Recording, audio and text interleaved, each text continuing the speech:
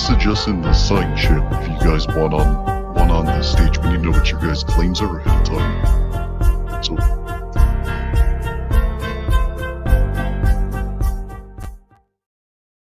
How's it going, everybody? Welcome to Street Epistemology, the live call-in show on the Politics Discord server.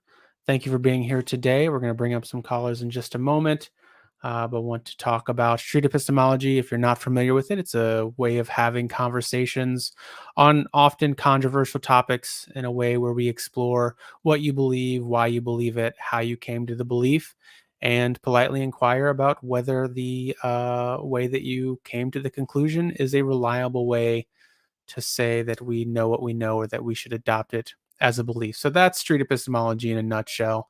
If you want to know more, you can go to navigatingbeliefs.com, where we've built a course on the process, and it can take you step by step in how to implement the style. You can also go to streetepistemologyinternational.com. That will give you more information on street epistemology, other content creators. We also have a Discord server, so you can go to the Discord server. That should, I think, be on the website. If not, it may be in the link. And any or all of those things should inform you and give you all the information that you need.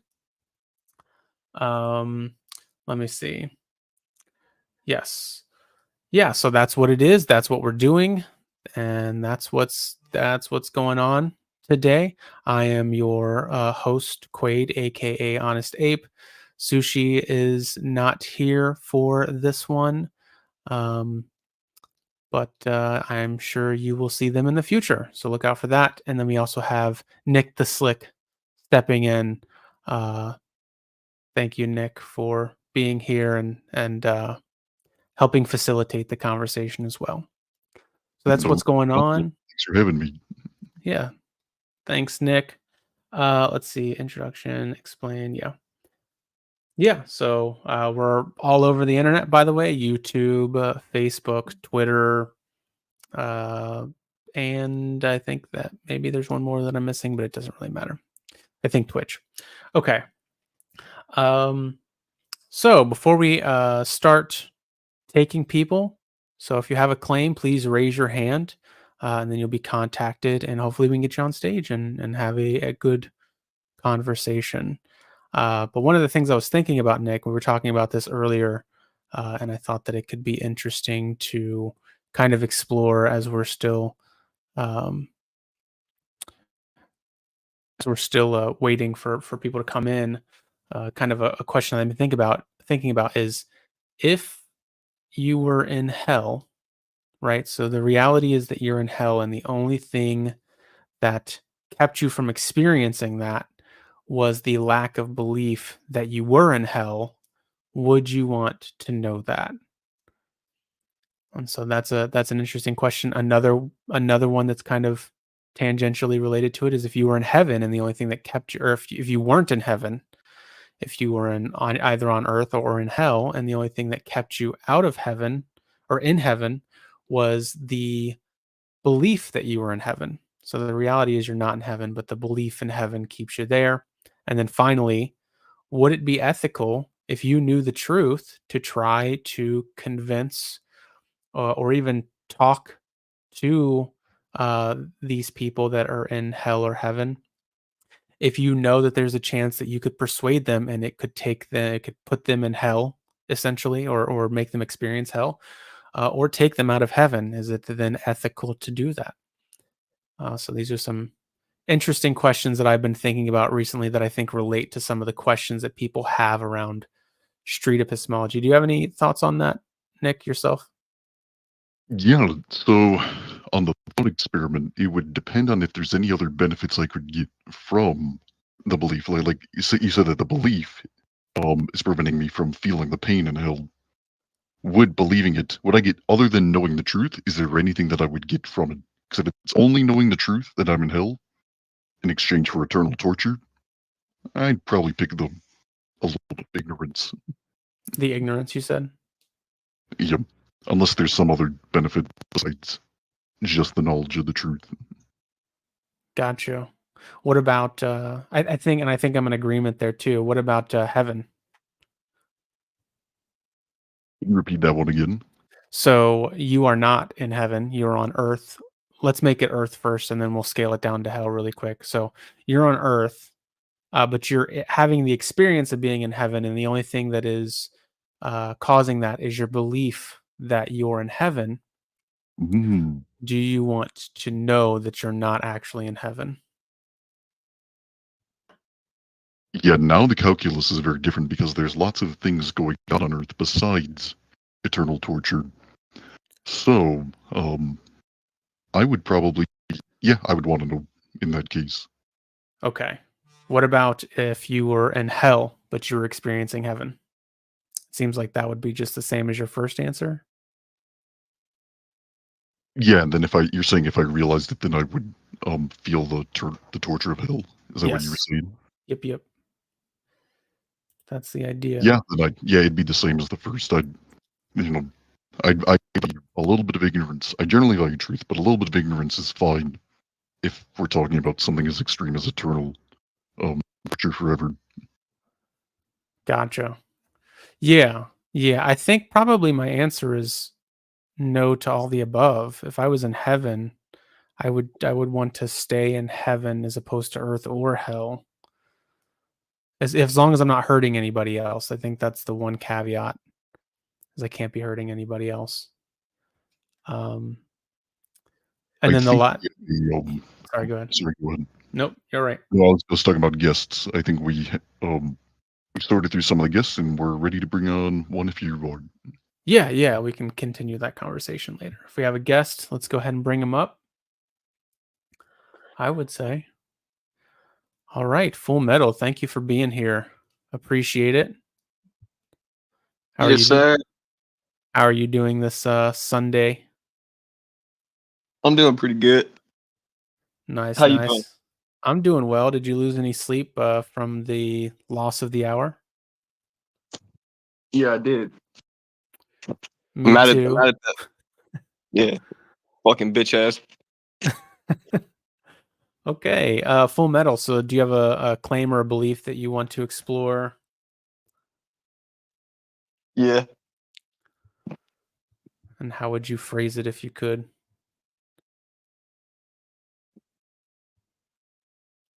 That sandwich is good. Is that it?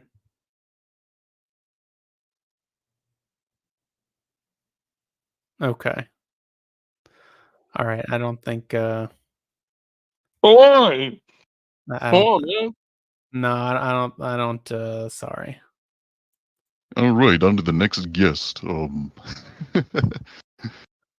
man, Someone. watching people eat sloppily is like awful for me. Yeah, we will be turning off your video just because this is streaming to YouTube. I'm No, just I gonna. think that it's. I think that it's fine. Just don't eat on camera like that anyway. Um. Okay. Bring on someone because I'm not sure. Oh, Joey J, how's it going? It's going pretty well. How are you doing? I'm doing well. We've had you before. Oh, and then okay. Uh, yeah, yeah. So I forget what were we talking about last time. The last time you were here. That even if like you can't really find a logical reason to it, getting to know God is a good thing. Okay, yeah, yeah, that's right. I was interested in that conversation. Do you have another claim that you want to make today, or something related to it? Yeah, I actually want to switch it up. I've been talking to some objectivists lately, and like I'm pretty far on the left, but like a lot of what she is saying is low key making sense. So my claim is that like when it comes to atheism, objectivism may actually be the most logical conclusion. Objectivism may be the most logical conclusion. Yeah, if you're an atheist, in terms of ethics, like especially in terms of ethics, but she literally wrote a book called it's like the epistemology of objectivism.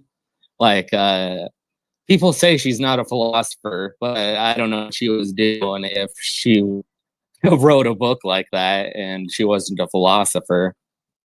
And who is this? Ayn Rand. Oh, Ayn Rand. Okay. Yeah. Ayn Rand.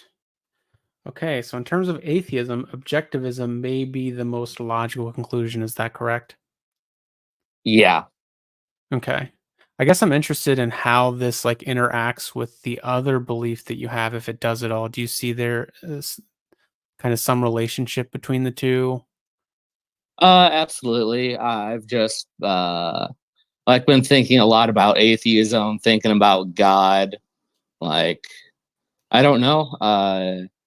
Like someone like you who's been there, done that, as you said like last time, like you're an atheist and that's fine, but like in terms of like finding a proper philosophy, like communism, that didn't work out so well. Secular humanism, I'm actually quite a big fan of that.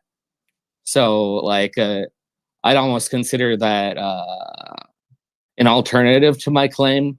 But that's kind of why I wanted to come on the show and just like bounce some ideas around. Awesome. Okay.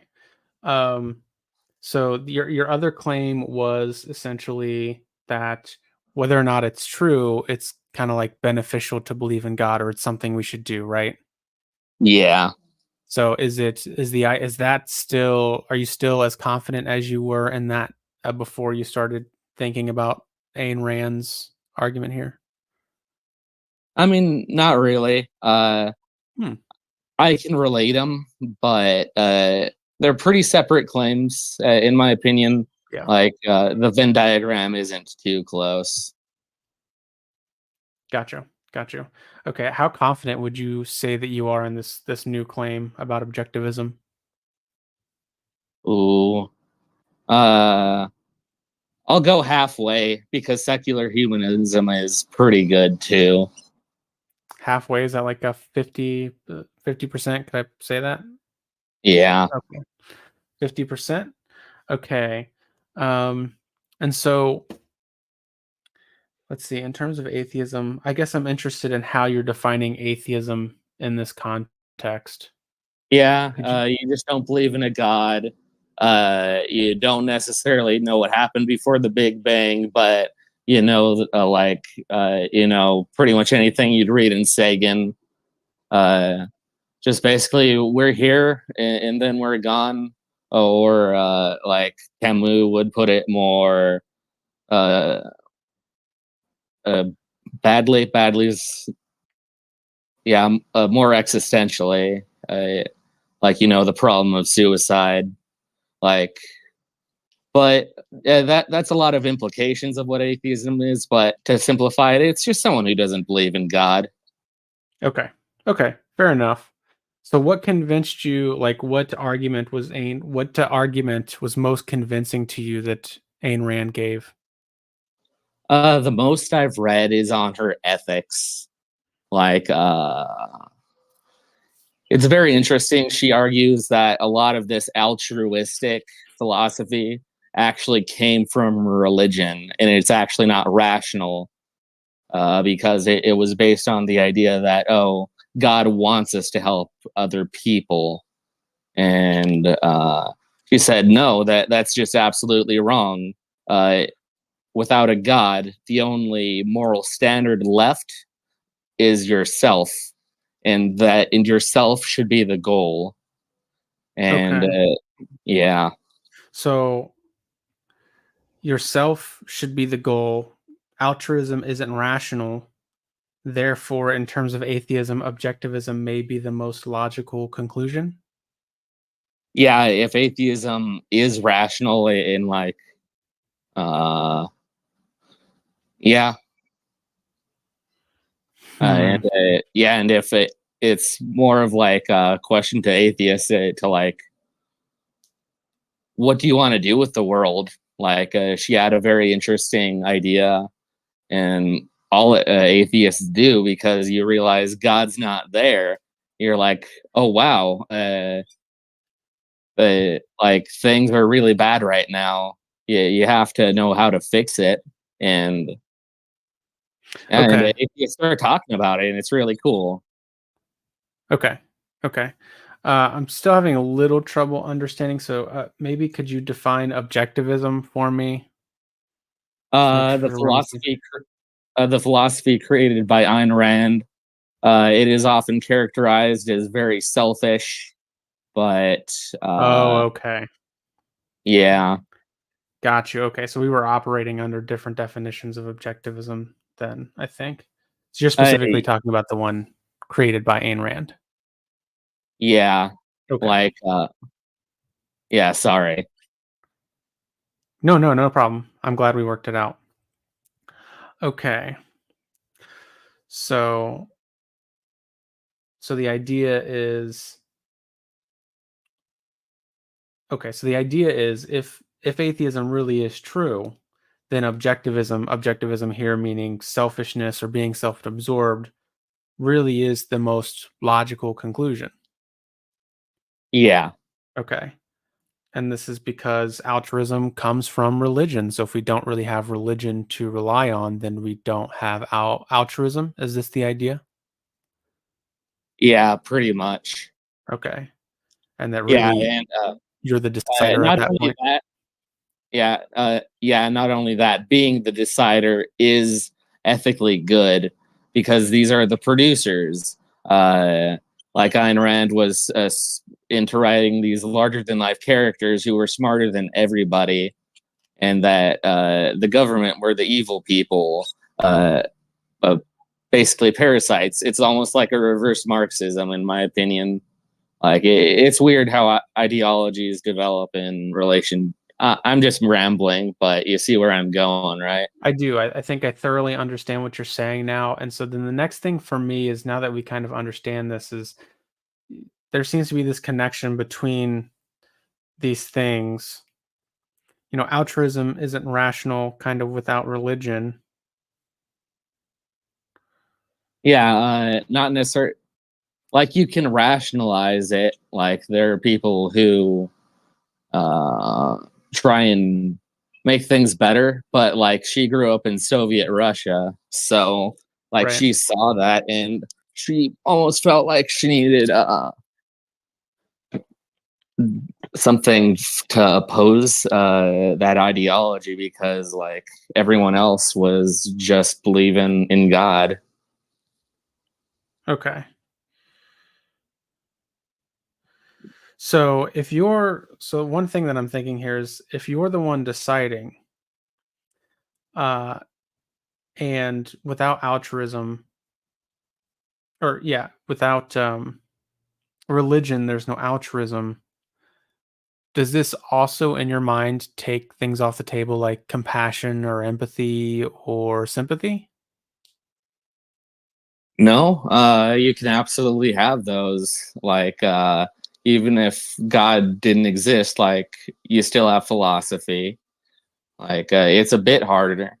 Uh, in my opinion, religion can guide people to be better people. Sometimes it doesn't. But with atheism, it's like you make your own philosophy, and it's a beautiful thing. I'd have to say. Making your own Just- philosophy? Yeah. Okay. Like everybody does it, pretty much. Yeah. Yeah, and I do have more questions, but I don't want to kind of buffalo the conversation, so I want to step in and see if Nick has anything that some things that maybe he wants to say or ask. Yeah, are there any rational atheists that are not objectivists? Oh yeah, absolutely. Like at the beginning of the show, I said I'm 50-50 because of the secular humanists. Like, yeah, that's pretty much it. I suppose you can be an atheist without like having a higher moral value, but like it's hard to be ethical without that, and you have to kind of create your own. And I don't think objectivism is by any means the only way. Yeah. So, well, the thing is, like, if I understand your claim correctly, it's objectivism is the logical conclusion of atheism. Is that fair? Yeah. So, therefore, would it also mean that every logical atheist would be an objectivist? Yeah. And I think a minute ago, did you also say that there are logical atheists who are not objectivists? Yep. I think one of these premises must be wrong. Yeah. That is very interesting. Like, I guess I didn't formulate my claim right because that does not quite sound right. I don't know. I You kind can of adjust the came up. claim if you like. Yeah. Objectivism is a logical conclusion of atheism, but that's obvious. But like, I guess it's a better claim than secular humanism. So, but I don't even know this, but it'll be interesting, like steel manning it. Like, I've been looking into it so much. Meaning what? Objectivism. Mm. Yeah, I'm not sure where to go from here because for SC we kind of need you make a claim and then we're going to ask you questions about it, and it looks like you've adjusted your opinion on the so I'm thinking we move on to the next caller. What do you think, Ape? If we have an next caller, maybe we could do that. But just really quick, Joey J, I just want to make sure that I'm on the same page. Is the new claim objectivism is one logical conclusion of atheism? I mean, that is almost a tautology, so it's almost not really worth talking about. Okay. And then so the next kind of step I think that you want to take is to steelman objectivism as described. Yeah, against secular humanism. Like, Okay. if you guys know anything about that, but I guess bring up stuff about secular humanism that could be better, or yeah, I mean, I definitely think that was kind of what I was thinking. Yeah, but I think that could be an interesting conversation. It isn't really the premise of this show, but the after show, or also, if we kind of get through the other claims here, I definitely think that's something that's interesting to explore. I have my own thoughts and opinions. I have to be careful about how I message them, but that would be stepping outside of SC. But that's great. It sounds like, you thought about some. That was a great question, by the way, Nick. That was awesome. I'm glad that you came up with that. No problem. Because I was not, I was not thinking of anything. But yeah. It sounds like there's things for us to think about there. And we can continue the conversation at a different time if that's okay with you. Sure. Thanks for having me on again. You guys are super nice. Thanks, Joey J. Thanks, Joey J. All right. Okay. Awesome. I am bringing up Dingus Kitty. Okay. Yes, Dingus Kitty. He is going to talk about atheism, I believe. So no, I didn't even realize I had my hand up. But my topic is going to be probably veganism. Yeah, let's do it. Go for that again. Okay. Yeah. So I think it's wrong to kill animals. And also, usually it's the case that we are also enslaving them and torturing them for the consumption of their body parts or their secretions. Okay. So it's wrong to kill animals. Can you just really quick, I know this is a theme simple, but just so we're on the same page, define wrong for me, or how you kind of conclude that something is wrong? Oh no, this could go into meta ethics when I'm trying to determine. Just as simple as you could possibly put it. I'll try to be charitable in my interpretations and accept that I don't know the full scope of what you're talking about. It's going to be hard to describe, but something that's wrong for me is just Let me think about this for a second. I haven't had to define right and wrong because it is a like a meta ethic topic. Yeah.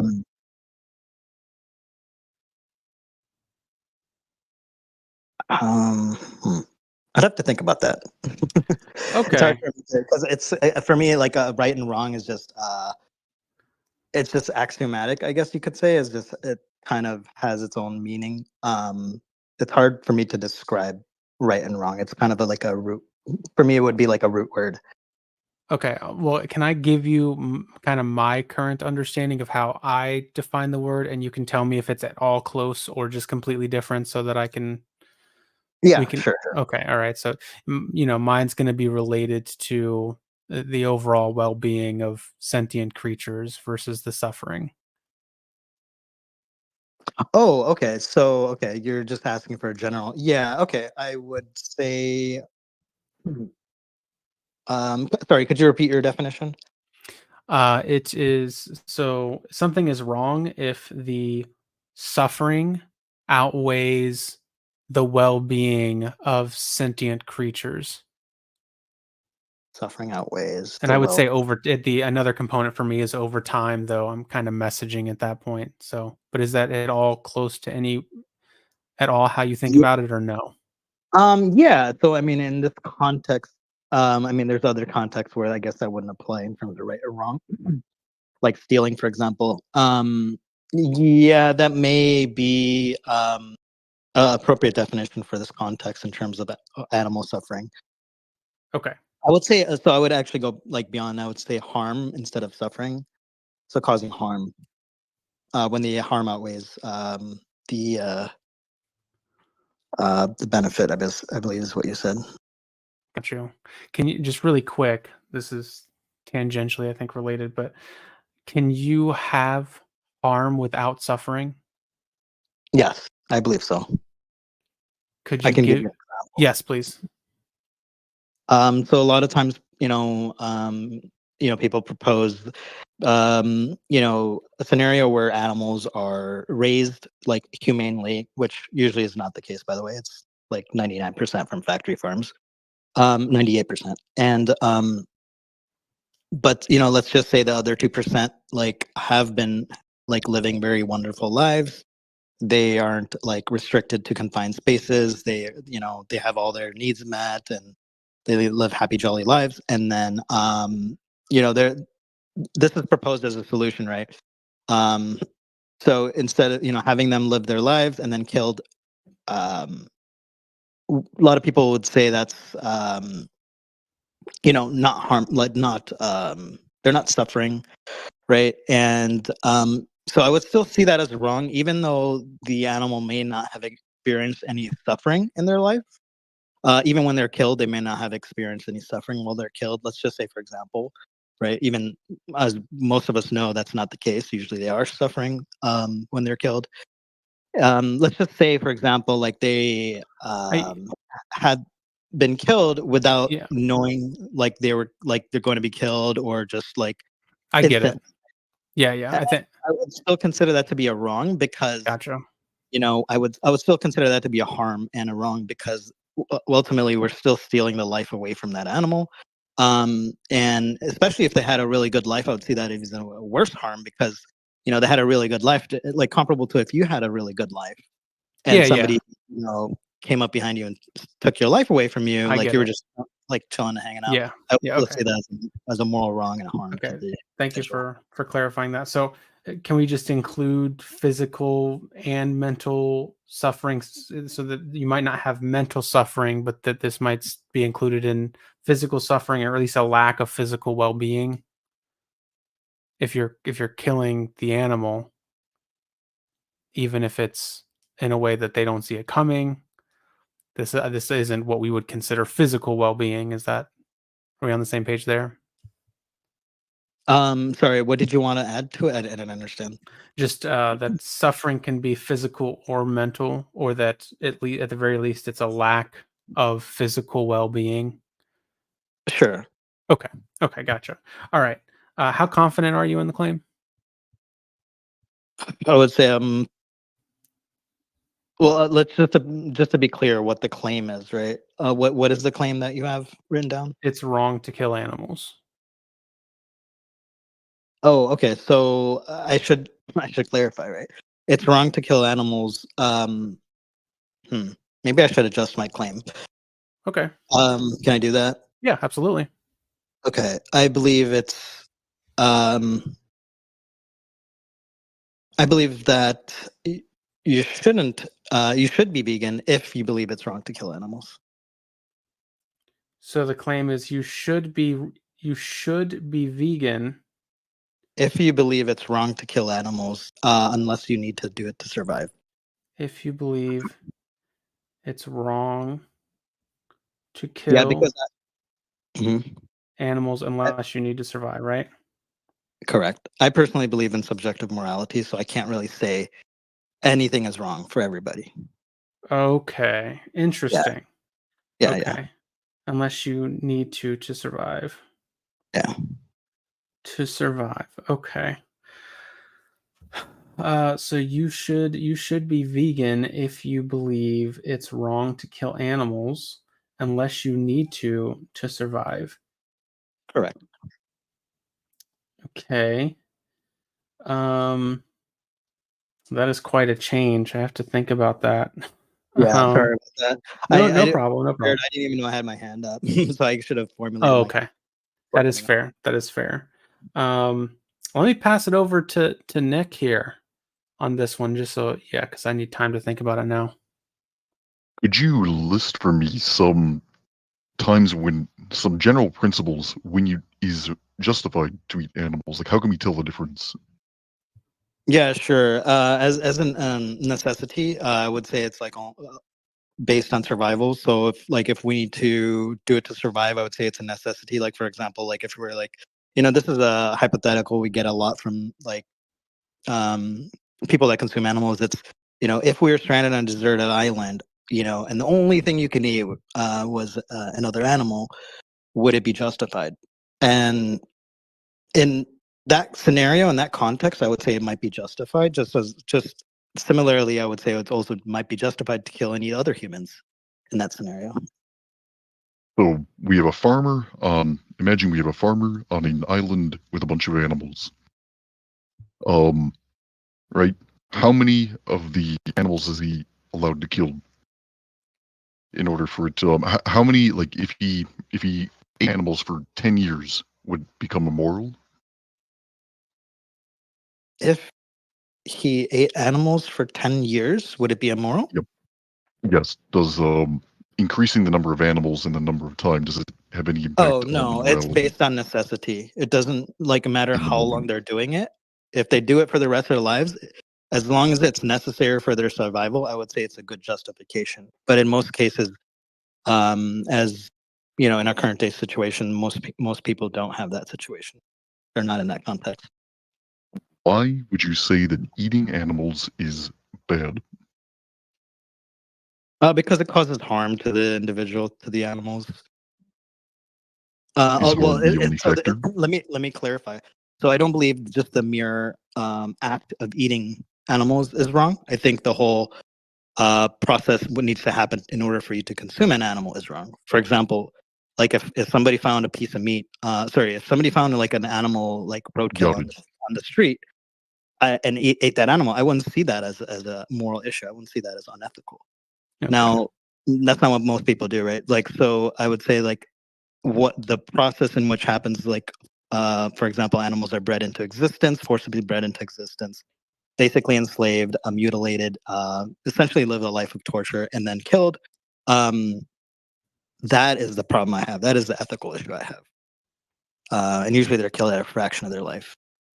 So would you say your main problem is factory farming? Would that be fair to say? Yeah, but I also, the majority of, well, I don't know if it's fair to say that because I did point to a scenario, even if they'd lived wonderful lives, the 2% that's not factory farmed, even if they lived wonderful lives, I would still say it's wrong to kill that animal and to steal their life from them if it's not necessary. On a scale of 1 to 100, how wrong is it to put a single animal in the factory farm, have it go through that normal experience, kill and then eat it on a scale, how harmful is that? 1 to 100. On a scale of 1 to 100, how wrong is it to put an animal on a farm like that and kill them and eat them? Is that what your question was? Yep, the bad factory farms you were talking about. Oh, the bad farms? Yep. Oh, 100%. Okay. Imagine a kind farm. Let's say describe from well, let's just imagine like a kind farm where, cows have like space to eat and walk around, and then they're kind of killed near the end of their life and eaten. On a scale of 1 to 100, how harmful is that? I would still say it's 100 because, I mean, maybe it's a little bit less, but maybe it's like a 98, 99. But I would still say it's pretty up there because, I mean, I would still see that in the same, if I would apply that same context to like human beings, I would still see that as a wrong. Does the type of animal matter? Yes. There What? are animals that are not sentient. And I wouldn't apply that Would it to be, the non-sentient animals.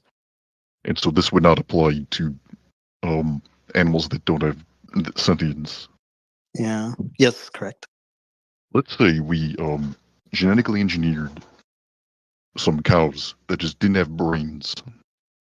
Would it be Uh-huh. moral to put them in a factory farm? Would it be immoral to put them in factory farms? If we genetically engineered humans to have no brains, is that what you said? No, if we genetically engineered a species of cow that didn't Uh-huh. have brains, would it still Okay. be immoral to put them in? So I want you to imagine all the nastiness of the factory farm, but this cow isn't sentient. Oh, okay. I think so. The sentience is comes from the capacity of having a brain, right? So like you can't have one without the other. It's like a inherent quality of having a brain, and not inherent quality. Sorry, it's what's the word I'm looking for? Derivative from having a brain. Yes, it's a derivative. Something like I'm that. not can't figure. Okay, so like I don't think one is possible without the other. But let's just say you magically have some animal. No. So like in the experiment, these cows don't have brains or sentience. Or sentience. Is it Oh yeah. I would say it's probably ethical. Yeah, okay? yeah. Just like I would say, like factory farm meat. Sorry, not factory farm meat. Lab grown meat is ethical. For example, they culture live tissue cells, meat and muscle and fat tissue, and build up meat. So it's like lab grown meat. I don't see an ethical issue with that.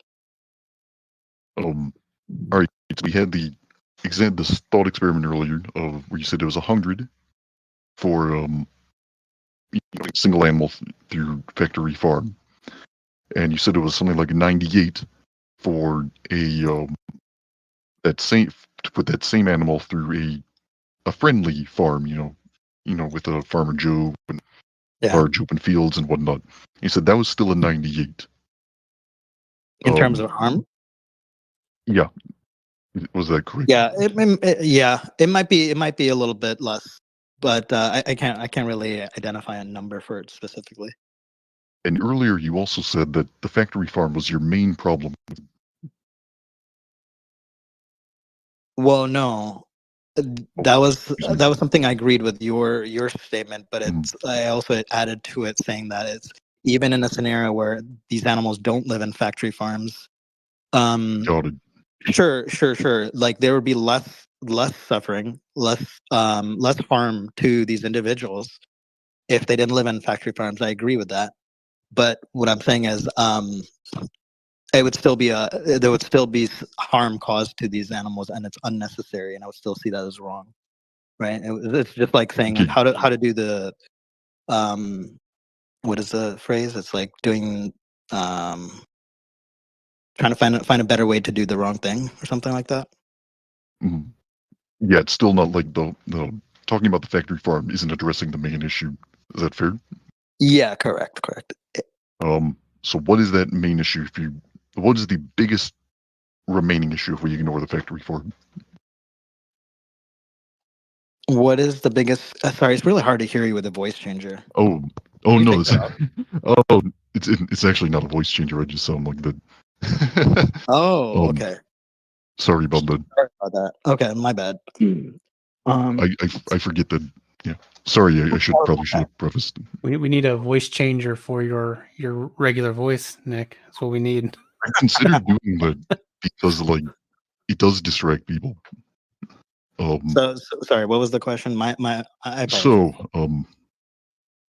we've sort of like taken factory farming that accounts for about 2% of the badness of eating meats. What accounts for like what's the next biggest reason that eating that killing animals and eating their meat is wrong? No, I think you got the statistics reversed.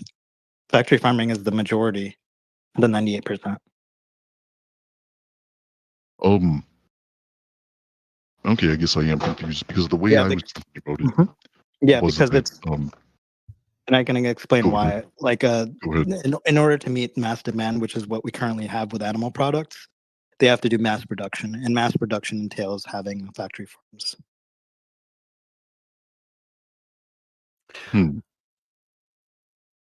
Just really quick, if I could jump in here. Go ahead. So you said you should be vegan if you believe it's wrong to kill animals unless you need to survive. Could I then say you shouldn't be vegan if you don't believe it's wrong to kill animals? Or it's okay to not be vegan if you don't think it's wrong to kill animals? So I can't tell you what is right and wrong. Okay. I don't like I said I believe in subjective morality. And so what if you believe that animal abuse is okay? I can't really tell you anything to make you feel otherwise. I can't say God said animal abuse is wrong, right? So yeah, I can't really, I really have nothing to say if for somebody that doesn't believe animal abuse is wrong, which is animal abuse, in my opinion, is causing unnecessary harm or suffering to an animal. Okay. So another question that I have then is, what if, so you should be vegan if you believe it's wrong to kill animals unless you need to survive. How do we determine whether or not a situation is actually a matter of survival or not? Oh, excuse me. How do we determine if there's a situation of survival? Yeah, how do we determine whether or not a situation is a matter of survival or not? I would say just logically, if we realize like, hey, like science has shown us, like if for some reason science comes out and says like, hey, there's we need to eat animals to survive or something like that, and then okay, yeah, I would agree that yeah, you need to eat it for survival, but that's not the case, right? What about in terms of like, so do we consider longevity, like let's say you're not going to die now, but you may die 20 or 30 years. Let's say you're not going to die now, but you had the information that you were going to die a year earlier if you didn't eat meat. Okay, yeah, that's a good question. I still don't think it would be justified, even if there was a shorter lifespan. But that again is not the case. The case is actually the opposite, where Whole Foods plant-based diet has shown to increase longevity. Got you. Okay, so then another question would be, what if you found out you were going to die next year if you didn't eat meat? So that's still a conversation around longevity, but kind of in reverse. If you were gonna die next year, okay, Yeah. that's a good question. I'd have to think about that to say if that's Okay. justified or not. Yeah, because I'm wondering what the time scale, like, yeah. Yeah, that is that because that is significant reduction of your life, and I would say maybe that is a good justification. But I have to Okay. think. Yeah. What if the chances of survival just decrease? Let's not even say for health reasons, but let's say for one of the things that I think about in regards to this would be like You know what? let's Sorry, I just thought of sorry. In yeah, regards go to ahead. this question, I would say that's a good justification. If you're gonna die the Die next in year, a year. Okay. Yeah, if you don't consume animals, then yeah, that's probably a good. That would say that would be a necessity in my mind.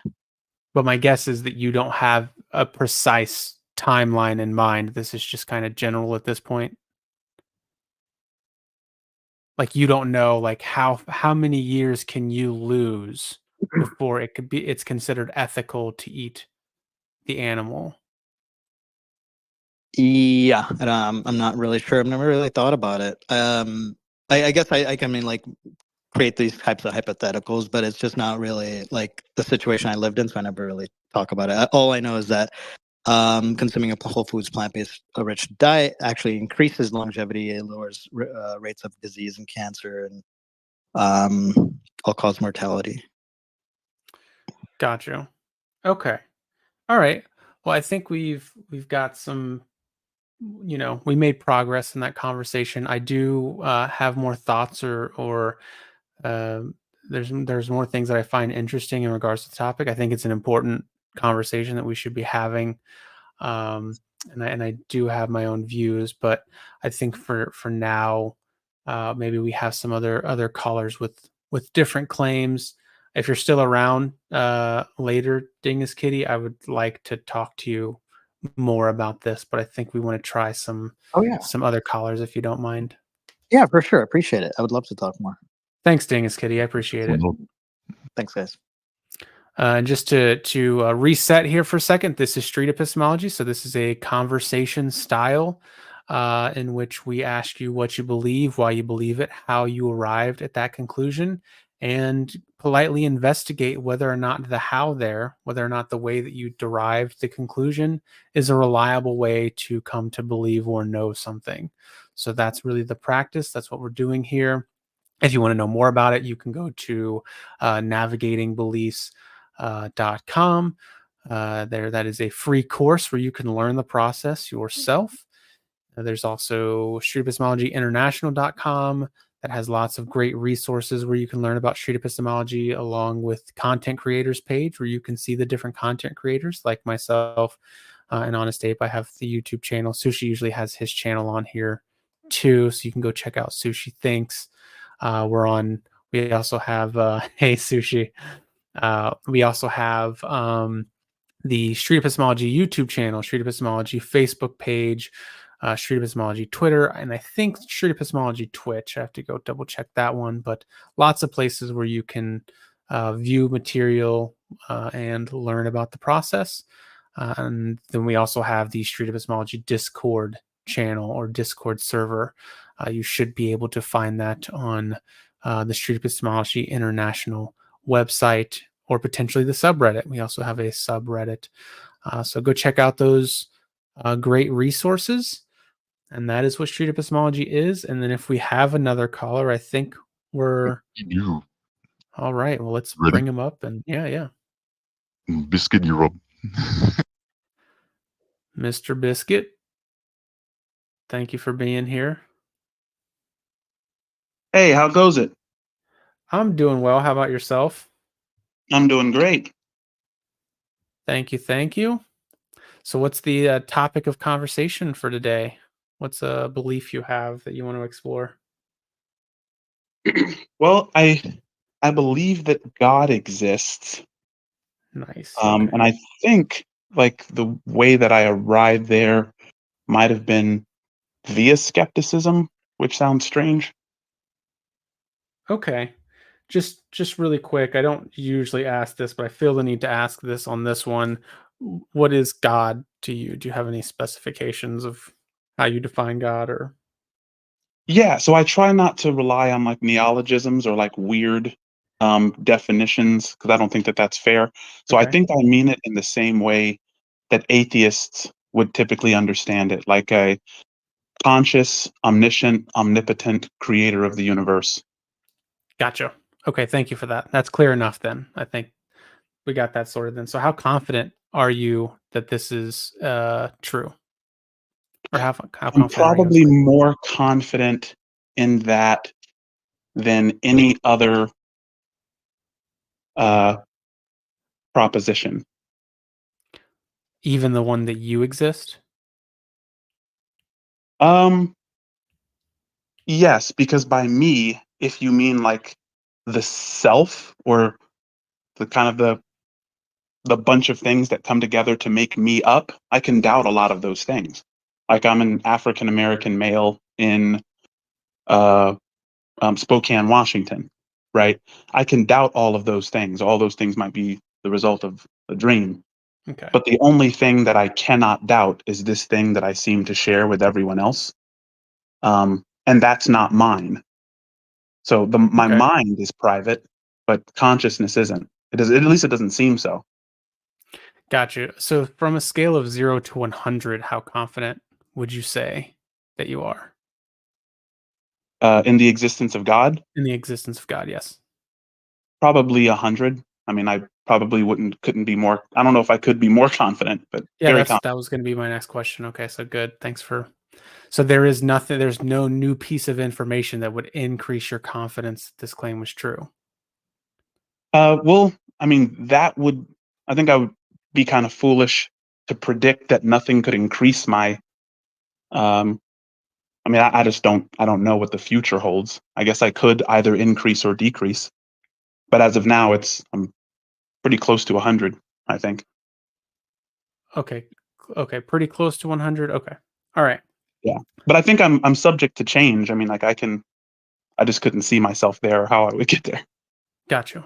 Got you. Okay. Well, let's go ahead and then get into the main reason here. So what's kind of, if you could put it succinctly, and again, we'll be charitable. We're not trying to catch you here. What's the main reason that you have for adopting this claim? Uh, the main reason there's so many. I feel I like know. I'm just picking one arbitrarily, Yeah, but the strongest one, the one that's most convincing to you, um, and that's to you, one not to us. sure, the one that's most convincing to me. Um, I mean, I guess it may be like the metaphysical argument from idealism. Um, Could you give it it just seems briefly? to have like the least amount of holes and problems and absurdities. Could you put it shortly? Could you shortly describe what this argument is? Yeah, so idealism is, of course, the idea that what is fundamental is consciousness, or some would say mind, but I don't use those two terms synonymously. But subjectivity is pretty much the only thing that nature gives us that we can take to the bank. The only thing that is impossible to doubt, Say and that the one only more thing that time. can't Sorry. be an illusion. What's the only thing Sorry, we say that can't again? doubt? I think the only thing which can't be doubted is consciousness, right? So I am would be like the fundamental presumption. Okay.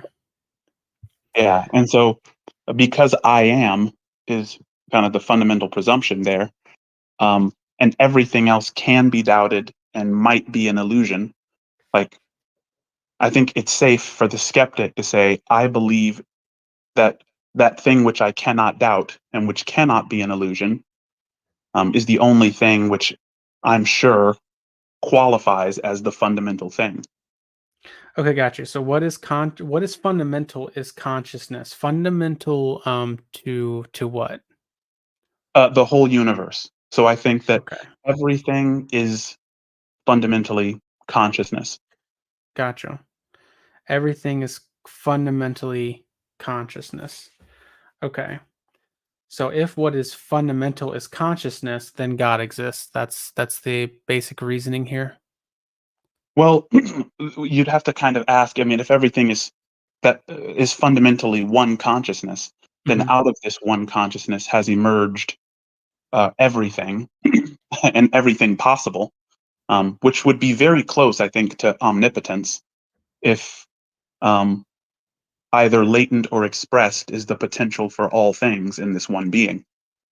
Um, then I think that that's omnipotence, and then omniscience. It's like every form of knowing, whether it's propositional, procedural, perspectival, or participatory knowledge, is either latent or expressed within this one being as well. Okay. If we can, because I think what's fundamental to this is this claim that the whole universe is consciousness. Is that fair to say? That is your view as well? That's right. And that doesn't mean that everything in the universe is conscious. So you are conscious and I am conscious, but a tree, though it's made of consciousness at its fundamental level, a tree is not conscious, meaning it's not having a personal experience. There's nothing it feels like to be a tree, presumably. Okay. If we can, do you mind if we explore that claim, the whole universe is consciousness? Yeah. Okay. So what is your main reason for believing that? My main reason for believing that the whole universe is consciousness is probably because of all of the other kind of reduction bases in metaphysics seem to have really, really big problems. So I'm like, I guess it's come from trying to wear the shoes of the constitutive panpsychist or the materialist and figuring out that those shoes don't really fit, right? That there's kind of something wrong there. Like with materialism, obviously you have the hard problem. How does this expandable non-thinking stuff become the non-expanded thinking stuff? And there's an interaction problem with panpsychism. And with idealism, I mean, we've all had that experience of kind of going to sleep and having a dream, and in a dream you create space and time. You create an alternate space and alternate time. You can even fly. You can see unicorns or whatever. And so I think in the waking world, you're kind of doing a similar thing. The only difference being that you've kind of trained yourself to have kind of a landscape of salience that you can interact with, such that you experience recall when you wake up. You kind of Okay. reestablish membership in the waking world in that way. Gotcha. So the reasoning here, I think, let me know if I'm incorrect, is there are problems with all the other answers we have to what the universe fundamentally is. Therefore, the one with the least problem, which is idealism, is the one that we should adopt. Is that correct? It's the safest option. Yeah, I've never seen The it safest option. attacked really well. Or like, papers written saying that idealism is incoherent in principle. And that is the case for constitutive panpsychism and dualism and materialism. Gotcha. And Okay, so it also, I mean, if we're thinking in terms of like inference to the best explanation, I've never seen an object create a subject, but I see subjects create objects all the time, right? The majority of the objects that I'm looking at were created by subjects. yeah, okay, so that's the inference. I got you there. We can come back to that thought. I think that's an interesting thought, but it seems like you know a lot about this. So I think one place that I can take this then is, what do you think is creating the schism in philosophy in which there are a good portion of materialist philosophers? Why do you think that they are adopting that position versus the idealist position? I think it's because of the success of science and confusing the scientific endeavor. So a lot of people think that because science has made such amazing steps by assuming that matter exists, like the regularity of physical objects and mass, charge, and momentum, amplitude, frequency, vibration, the regularities. Because science has made such great progress assuming those things, the philosopher takes the mistaken step of saying that what the scientist is describing must be fundamental. And what's kind of interesting is that I think science, as it progresses, is abandoning that. If the scientist ever held it at all, because science is kind of metaphysically neutral and doesn't really take a lot of metaphysical stances, but a lot of atheists have made the mistake of assuming that the scientists are materialists, when Yeah. really the scientific endeavor is agnostic on those type of things. Okay. So this is hypothetical. potentially hypothetical. There might be different ways to think about this. So if you had more examples of objects creating subjects, would this lower your confidence in the claim? Oh, for sure. Absolutely. Yeah. I mean, of course, the examples of subjects creating objects is going to, I mean, on the background of how much subjects are creating objects, I think uh, it's going to be kind of an unfair comparison. But yeah, any more than just the claim that brains create consciousness. I mean, that's the one in question. We're saying the materialist wants to say that the brain somehow causes as an emergent process conscious states. Okay. And while I doubt that, I'm just going to ask, can you find any other objects other than brains creating subjects? Okay, yeah. So this is where I think I have an interesting question that I'm interested in your response to. But I have one preemptive question before that. Do you need a brain to be a subject? No, I don't think brains, you need a brain to be a subject. Okay, so what is a subject then? I think subjectivity is fundamental. Where a subject object distinction arises, that's where brains are really correlated because you have mind at that point. Like I said before, mind and consciousness are not necessarily synonymous in my book. Okay, so I'll go ahead and ask the question. We can see where it goes. Do you think that sperm and eggs are subjects? No, So why is this not examples of objects creating subjects? because objects are merely what mind looks like from a dissociative perspective. So it's like my brain. Here's a good example. If I tell my daughter to draw sadness, she's 3 years old, but she's going to draw a circle inside which are two eyes, and she'll draw a teardrop and a frowny face, right? Even though that's not sadness, sadness is far more complicated than frowns and tears. That's what sadness looks like from the perspective of an observer, right? And so similarly, Okay. my inner life looks like something. It looks like a brain, but the brain is merely the symbol of something far more complicated happening internally. Is that fair? The brain is the symbol of something that's happening that's far more complicated internally. Is that what you said? That's right. And internally, again, is just kind of like a bracket that term because I don't think that space and time are fundamental. Consciousness is the thing which is fundamental. Okay. My brain is what my inner conscious experience looks like from the That perspective of an okay. observer. So that part's fair, but I'm still not seeing the connection here. I guess the way that I'm imagining it right now is that it seems like at one point we are not subjects, right? We understand that there are these objects that interact, and through what we understand about these objects interacting, a brain, which is a subject, arises. Is that an incorrect way to view it?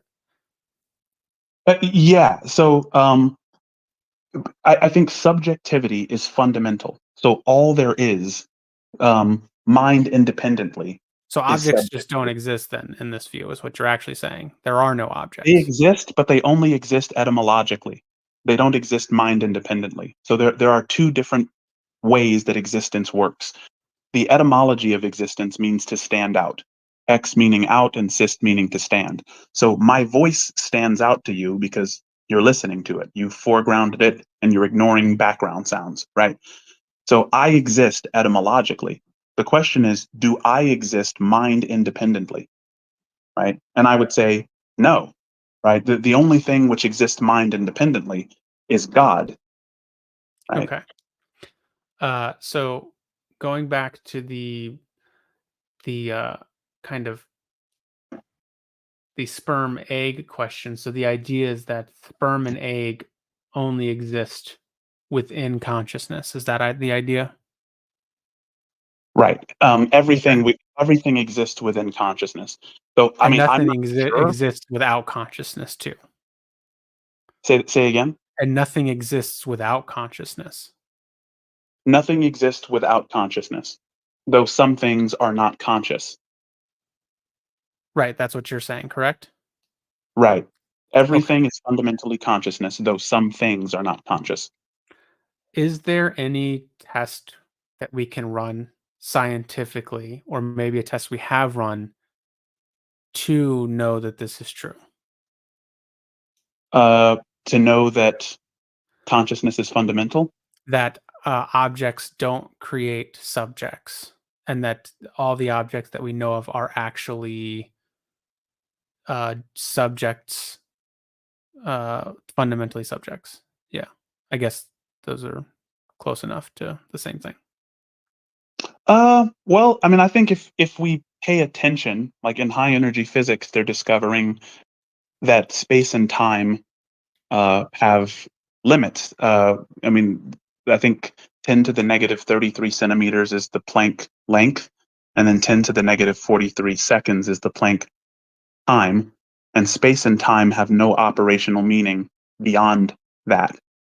They're not continuous beyond that. They're composed of little bits that, when they come together, give us the illusion of continuous space and continuous time. So it seems to me, at least, and I of course only have a layman understanding of these concepts. It seems to me that anything spatiotemporal is like out of the running for what is fundamental. Okay. Not only that, but subjectivity is prioritized as a given. So it just seems like nature is just telling us to choose subjectivity over objectivity. Gotcha. Okay, I just have one more question here, and then we can ask Nick. So this will be my last question. So we have the sperm and the egg, which are objects creating subjects. Can you at all imagine or explain to me, how do we know whether or not the sperm and the egg and the developmental process is actually objects creating subjects, or not that? Is there any way that we could know? What does it look like for a sperm and egg to be fundamentally objects creating a subject versus it not being that thing? Yeah, I think that a sperm is a subject if it feels like something to be a sperm. And I'm just woefully ignorant on that topic. I don't think that it's true that it feels like something to be a sperm. I think that, like, sensations and those things kind of begin in the womb that's a certain amount of weeks. Um, but and I think I hear what you're saying. You're saying, how do Okay. we know that what we're observing there is not something which is an unconscious object meeting with another unconscious object, and Yes. boom, consciousness happens in the same kind of um, uh, strong emergence that we assume that occurs, with brain states. And the only problem is that appealing to strong emergence just really isn't doing much work. I mean, weak emergence would be a better claim. It'd be a more interesting claim. Like, wetness is weakly emergent from water molecules. Like, a single water molecule is not wet, but wetness emerges. Wetness as a property emerges when there's enough water molecules to give us kind of that sensation, the wetness on the fingers. We don't have anything like wetness from water or sand dunes in deserts, those weak emergent. We have nothing like that for consciousness. And so it's just kind of saying, yeah, we hope that the things we see give rise to the things we don't. And to me, that's just really not enough, which is why the hard problem still persists. Gotcha. Okay. Nick, do you have any questions, comments? I have a dozen, but trying to focus on ones that would be most productive. I'll ask you this: do you think? Would you believe we can have access to metaphysical knowledge? Yes. By what method would you determine if metaphysical knowledge is true? I would use phenomenology. Could you describe that for me? Yeah, phenomenology is the study of direct experience. And so there's something that Rupert Spira, who I consider a phenomenologist, calls the direct path.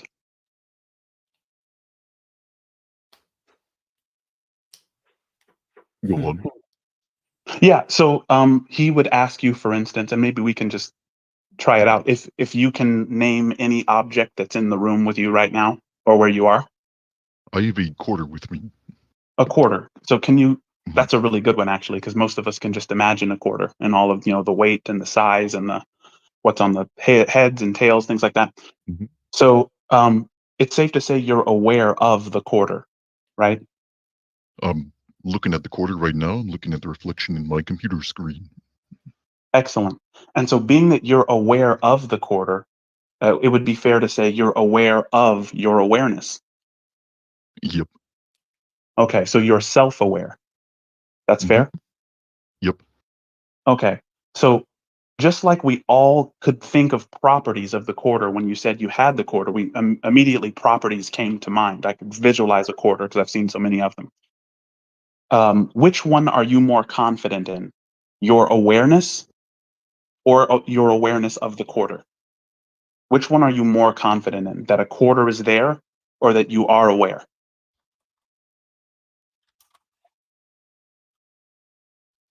That's actually a really good question. They both seem pretty equal in my mind. So do you think that you could be dreaming and a quarter is not really in your hand or on the screen? Yeah, it's possible. I could be a brain in a bucket if that's what you're asking. Okay. Now, is it possible that you are not aware right now? Hmm. I'll just go with it. I'll just say no. I'll Okay, so I think oh, that answers the question for us, that you are more confident that you are aware than you are confident that there is truly a quarter. okay. Let me rephrase my question. With the exclusion of the cogito and the understanding that we have here, actually I'll rephrase it again. How would you determine if idealism is true? Well, I think this path might kind of show you, because where we were going was a little bit beyond the cogito. So, if it's fair to say, and maybe we can just put this one aside, but if it's fair to say, look, it's rational for me to be more confident in awareness than in awareness of any given thing, the next question we can ask ourselves, okay, if you believe with all your might that awareness exists, and how could you not, right? You can't doubt awareness. You can't put it in the category of illusion. If that's true about awareness, then let's give it some properties. Let's ask ourselves, does awareness have shape? What shape is awareness? I think that, I mean, immediately we think that's kind of a bad question. There's something wrong there. Like awareness has no shape. What I'm If hearing from awareness you, truly I exists, was sort of asking about like how would you determine if you were wrong about it, and you basically gave a series of thought experiments, right? You said you'd think about it and you'd use logic and reason, right? uh, you're saying how would I determine that idealism is false? Well, I asked you about how would you determine if you can have, if you can get if a certain metaphysical knowledge is true, and then you talked about phenomenology and you're using thought experiments. What makes you think that this is that summary? Is that summary good? Well, the direct path is not a thought experiment. It's actually taking you directly to the conclusion. It's So, thinking. We'll just call it the. yeah, because I think a thought experiment would have like an analogy or something that's not true. The direct path takes things which are true, like for instance your observation of the quarter, and then it's taking you deeper into truth. Your recognition that yourself, your awareness, is primary, or that you hold that more dear than your awareness of any given object. And then the How next would step, you because discover? I'm kind of I'm getting pestered that we are going to be wrapping up pretty soon. I have a few more questions for you. oh, no How would worries. you know if you were deceived?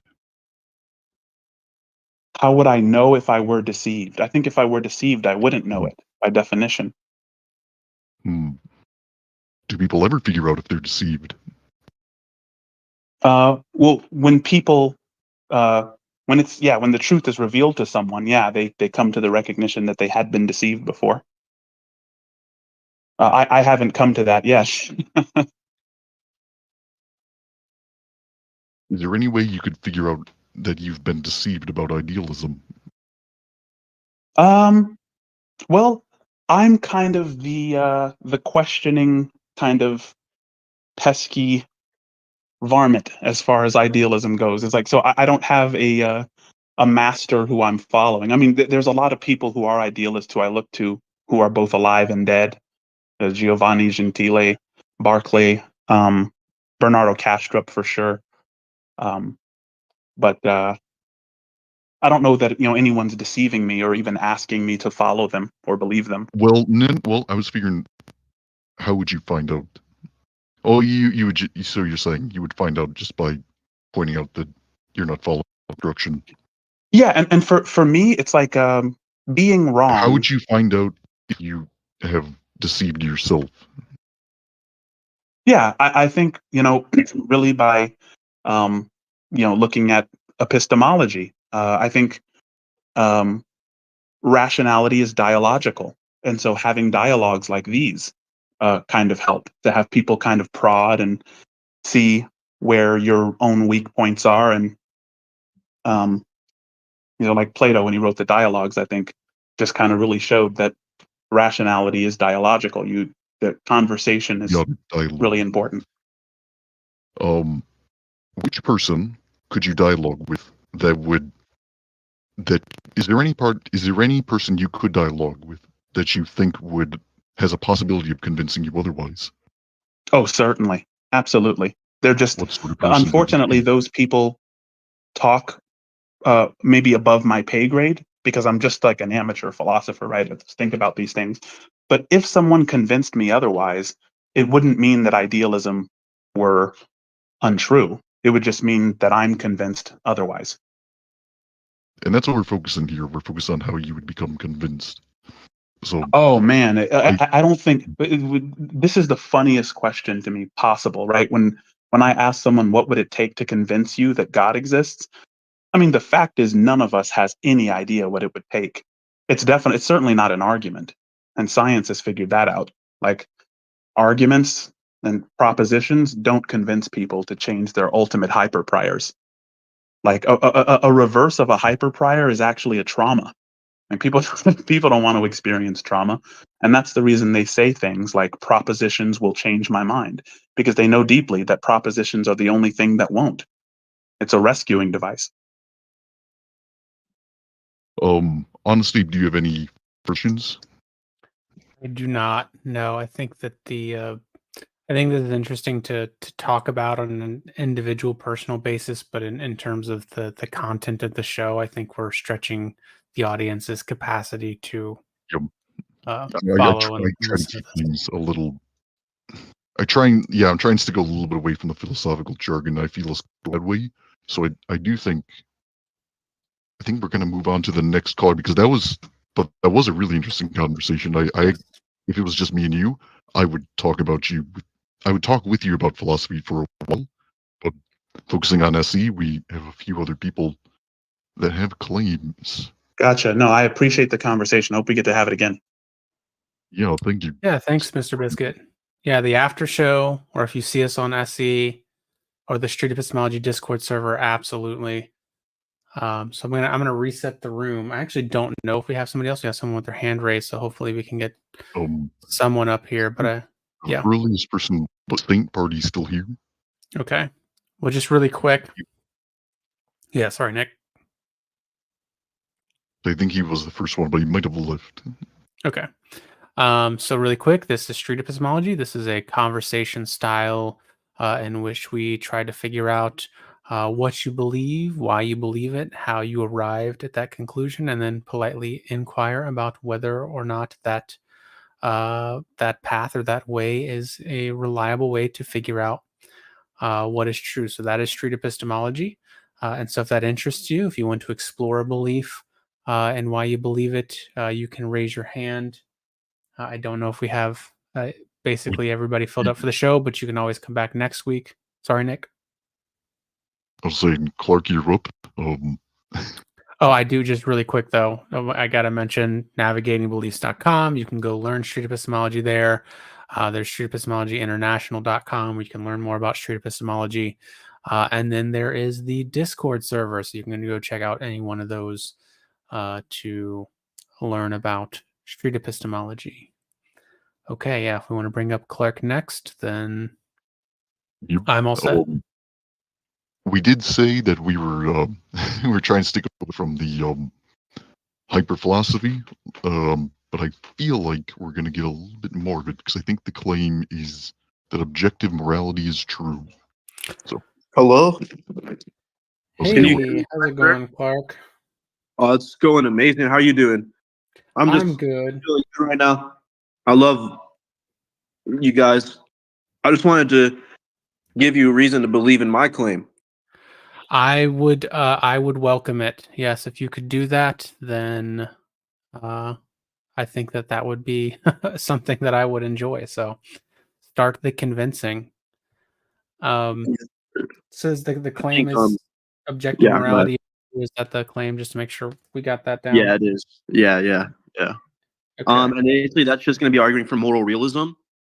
So Right. that's just the idea that like moral statements are going to be propositional and that these are going to be true and they're going to be stance independently true. That would just be like in a nutshell, what moral realism is. Like that's all you need to accept. And I think that the inductive case in favor of moral realism comes from like things like moral progress, moral convergence, because convergence happens in like settings where people aren't even like around each other. But even then, like I think that like the argument in favor of like the semantic thing is better because if you think of it like this, like when people are talking about moral statements, I think that they're making some analysis on valences, which means they're making. Hold on, really quick, Clark. Really quick. Let's just take this step by step here. So first, I'm curious about how confident you are that the claim is true. Oh, I'm 100% confident. 100%. So this means that there is nothing that you could learn that would increase your confidence on this. Well, like I'm basically saying it cannot not be true. It's impossible for it to not be true. Got you. Yeah. So there is nothing that you could learn then because it's impossible for it to not be true. There's nothing to learn that could make it possible because it's impossible. Right. So then also there is nothing that you could learn because there is nothing to learn. Right. Yeah. Even in principle. Yeah. Gotcha. Yeah. Okay. So what is your most convincing reason for thinking that this is true? Sort of like phenomenal experience. So when we're having like talking about conscious experience, basically the idea is that like you're gonna have the experience of like feeling good and feeling bad. Like you've had the experience of feeling good and feeling bad, right?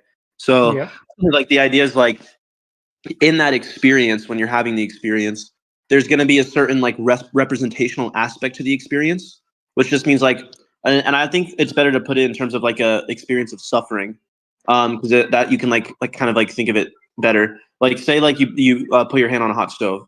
That experience is going to be like representational in the sense that like the actual experience you're having is going to be standing in for something in the world, if that makes sense. It's like tied in with like a representational account of the mind.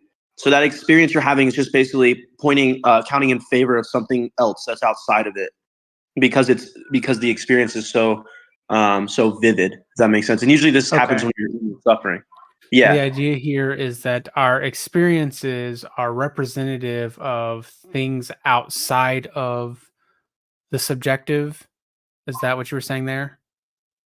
Yeah, and like this kind of like I don't want to go down this path, but like it kind of is like has like metaphysical assumptions too, because the reason why it's representational, the experience you have when like you're suffering or experiencing like pleasure, the reason why it's representational is because the object that's presenting you that experience, whether that be like an object of perception, an object of intuition, any sort of object that is presenting that experience to you and like relating it to you, is also itself a form of mentation. So it is itself a representational aspect of the external world, which is a mind. It's fundamentally mental in nature. I'm getting from the chat that you are losing a giant section of the audience. I'm going to request from now on, the audience can't follow, and this is the show. In order for the show to work, they need to be able to understand what's going on. Oh, okay. So I need you to turn down the jargon like 80%. Oh, okay. I'll break it down. If you feel good, if you have an experience that feels good, then that means there's a certain value you're assigning to the experience.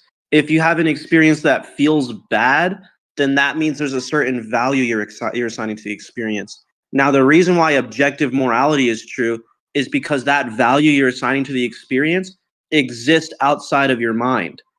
Is that like clear? Yeah. Okay. Yeah, that's much clearer. Thank you for that. Okay. So if the values that we're assigning to experiences come from things outside of our mind, then objective morality is true. Is that the reasoning there? No, if the properties pertaining to the desirability of certain moral norms are external to mind, then objective morality is true. Okay. Say that one more time. Yeah, if the properties pertaining to the desirability of moral norms are external to our mind, then moral realism is true. That just means that the value properties exist in the same way like this cup exists. I got you. They're in the cup. Yeah. Yeah. So then okay. So then a question that I would have then is that is everything that we perceive as being outside of the subjective necessarily actually outside of the subjective and therefore objective? I don't think there's a way to like get around skepticism still. So I don't think I can say that I know for 100% certainty that these things are external to me and that I'm not the only mind that exists, but I don't think I need certainty to have knowledge. I can still know things. I don't need that. I agree with you, but you did start off by saying that you were 100% that this was true. I'm 100% in terms of me being intellectually convinced. Okay. Because it's necessary. 100%. I can still predicate it as being necessary without I can still try and have different theories to avert skepticism, but that doesn't mean that I'm ever going to be able to. But I can still claim it's necessary. Okay, so you are 100. So you're 100% confident that the claim is true, though you also seem to think that you could still be wrong about this. No. What I'm saying is when I'm claiming it's necessary, that means it cannot not be true. And so all I'm saying is the way it appears to me, right? That is what I'm taking to be what is necessary. The way that it appears to me in terms of how I'm conceptually analyzing and everything. What I'm saying is there's no hidden reality behind it. That's oh, I can't know if this is the true nature of it because there might be a hidden reality behind it that I can never access. Right. Or it might be the case that everything's in my mind and I can't actually access what I'm perceiving or intuiting or reasoning about. No, I'm saying as it presents itself to me, it is necessary. There's no reason to believe prima facie on face value, I'm just taking what seems to be the case and saying without any reason to doubt that, I'm going to go with what seems to be the case, which is that this cannot not be true unless you give me a reason to doubt that, right? Do you need a reason to doubt to not have a 100% certainty in something? A reason to doubt to not have 100% certainty? Yes. I can't independently verify any criteria of knowledge, right? So I think this is an issue that everyone faces in epistemology. How do you independently, whatever your system of knowledge is going to require knowing more truths. Let me put this a different way. Let me put this a different way. If all the evidence that I have that in a court case is that someone is guilty, should I be 100% convinced that they're guilty? No, you can have an intuition in that case. Okay. So then it seems yeah, it's gonna be undermined by the intuition. But like, yeah, in that case, you would just be making like, yeah, you would never say that you would have like you have 100% certainty, right? Or I guess you're asking me the questions, but like, yeah, you would never say you have 100% certainty that like they're guilty. It's like Right. you're making like a probabilistic inference. Yeah, but when I asked you why you were 100% certain, let me know if I'm wrong here. Maybe I am. But it seemed like the answer you gave me was you didn't have a reason to think that you didn't have any reason to doubt it. No. What I was saying is that like as it appears to me, like the intuition is pre-theoretical from whether or not I'm giving like analysis of how I can be certain of X or Y. Like the problem is that like the way that it appears to me is like gonna guide how I start reasoning, unless I have a reason to doubt that appearance. But that appearance itself is not going to be inferred from something else prior to it. The inferences come after the appearances. Okay, gotcha. I'm gonna go to Nick the Slick here and see if maybe he has some questions. Again, it's one of those situations where I do have questions, but we're gonna get into other territory that I don't think is gonna connect Yeah. with the audience. But Yeah, we're gonna try to avoid too much philosophical talk because it can get real deep and real complicated real quick. And so I'm gonna ask a different question. When was it that you first figured this out? When in 2016. Why? Well, I'm figuring out how you came to reason this. What is it Oh that yeah, you I figured it found out out because I in went 2016? vegan. What about Yeah. veganism kind of led you to thinking this? Like just the ethical implication of like animals having the capacity to like experience suffering. That is gonna be like it's gonna mean it's wrong Does because it's mean gonna have like negative valence assigned to it the same way we do. I'm gonna remind you again. Jargon. You got to keep it dumb. I think the word valence is the Vegan issue. argument for a moment. Yeah. What about would it be fair to say that you felt that veganism, that like the harm to animals is wrong, and then you realize that objective morality must be true? Something around then, right? No, Or it's more or that less I so? know I knew that I came to know that objective morality was true, and therefore eating animals is wrong. What at that point in your life, what was the argument that caused you to realize that Well, it's objective actually morality is true? it was actually an argument that from a non-vegan. I heard them the first time I ever heard someone, because during that time name the trait was a big thing. It was the first time I heard a non-vegan give like a really good philosophical like critique of name the trait. So they were that non-vegan was basically, I was listening to them and it just made me want to dive into it more. Their argument was basically like kind of the same way I'm running it, but like flipping it. They said that there's going to be a representational aspect to like experience the same way I say. But they said like, for example, and they used this example, like if they were like fucking a corgi, like that is gonna it's gonna feel good to them.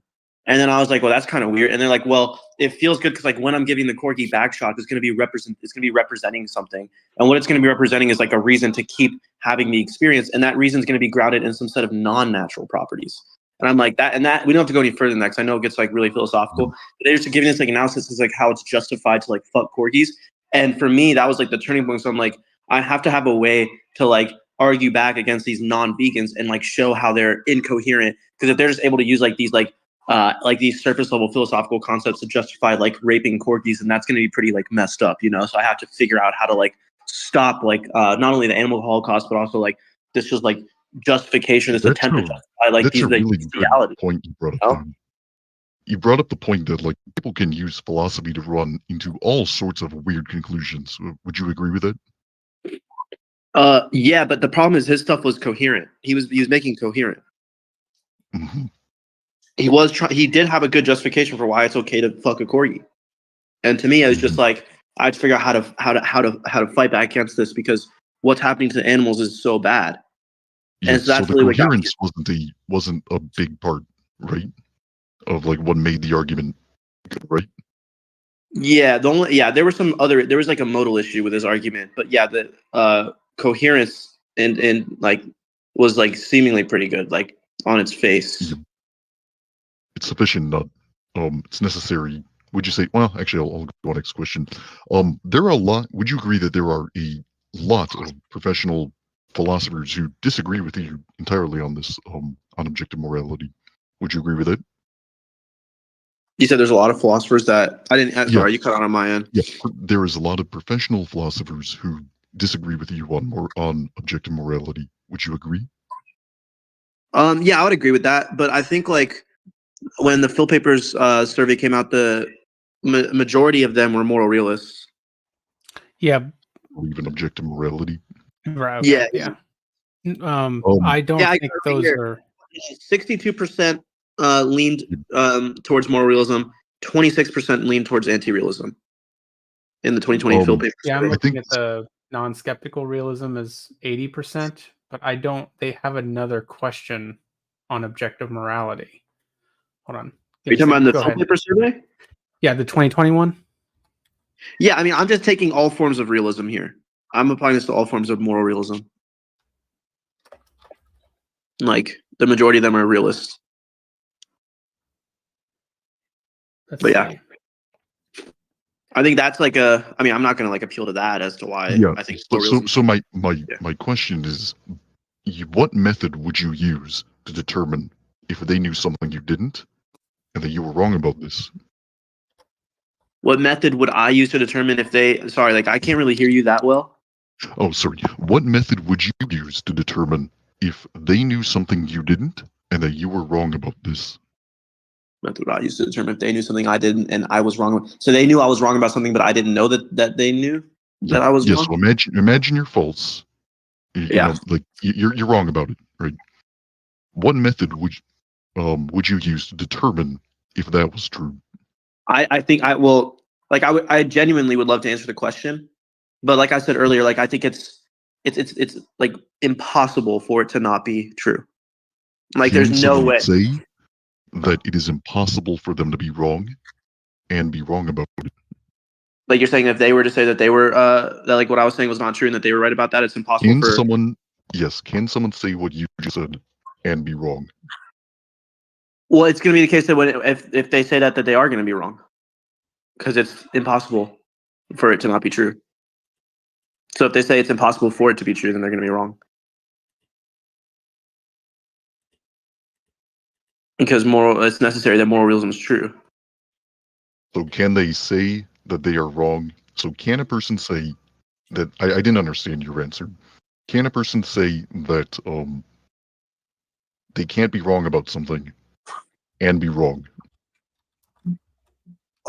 Yeah, of course, yeah. By what method would you use to figure out if you're that person? I'm using modal logic. So I'm using I would say I would take like a Bayesian approach to like intuitions and say we're going to have like a set of like probabilistic, well, first of all, I would say that like probability distributions are going to like exist of their own accord. So the method I would use is that I would have like a set of intuitions and they're going to be like in accordance with like each probability distribution. So with each distribution, it's going to have different like relations. And so like for each like Bayesian account, they're going to be like standing in accordance with some telos of reason on my view. So like the intuition is going to like count in favor of or count in like less favor of the like the set of propositions in question, basically. And so we're allowing like more and less credence based on the probability distribution itself being in or out of accord with the intuition. And so the probability distribution is going to be like undermining like claims of necessity in that way. And it's going to be like in accordance with like the Clark, we're going into the jargon and I'm going to be ending it here. So wait, is it jargon because you don't understand it? Yeah, you lost me a little bit with the final bit. I'm trying to give you like a coherent, like I'm trying to demonstrate my view coherently. I know you are, but also we have a few more guests that we're going to be. Yeah, that's fine. I just want you to like concede, right, that none of what I said was jargon. Yeah, it's really dependent upon, like I know what modal logic, like I know a lot of the things that you're saying, but it's based off of what we understand is common language, and we know that is not common language. That's what it's based off of. So it's not based off of our own understanding, even though I will admit I don't understand everything that you're saying.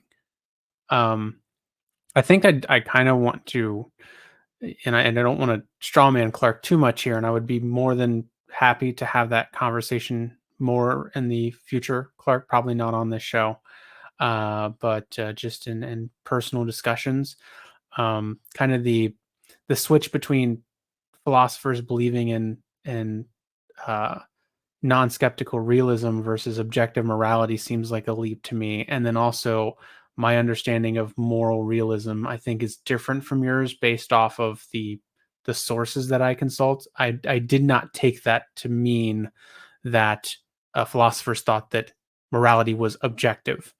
I could be wrong about that. So that would be something, even though it's not a super majority, that would start to move me in one direction if you could convince me that moral realism is the same thing as morality being objective. Though, again, I'm looking up, consulting some sources again. I'm still not seeing it. I could be wrong. Okay. Yes. Sorry about that.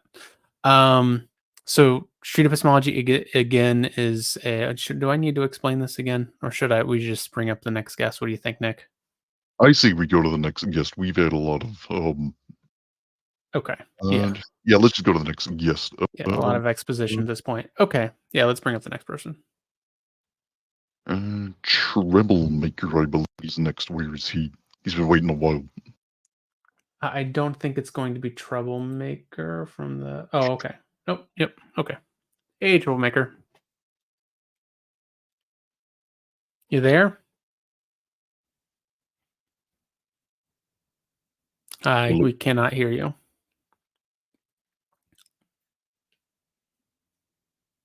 Well, that is a tech issue.